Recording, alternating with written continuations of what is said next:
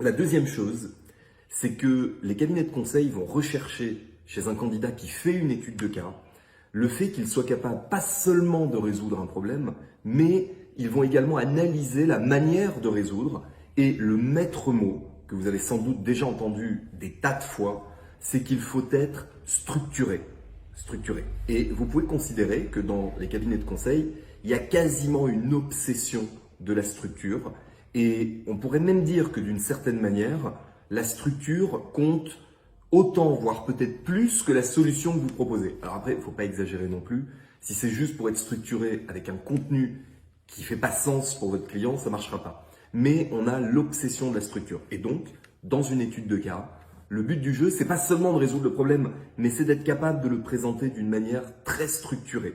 Et donc là, moi je dois vous dire, je viens du monde de l'enseignement. J'étais prof de physique avant de faire du conseil en stratégie. Et je pense vraiment que le fait d'avoir étudié la pédagogie, vous voyez, quand vous passez l'agrégation, on vous fait passer des leçons.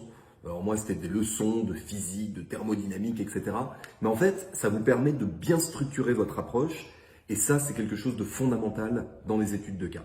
Donc ça, c'est le deuxième point qui est recherché par les cabinets, être structuré. Donc pas de raisonnement au fil de l'eau, tel que ça vous vient, de manière intuitive, etc. Pas du tout. Structurer votre pensée.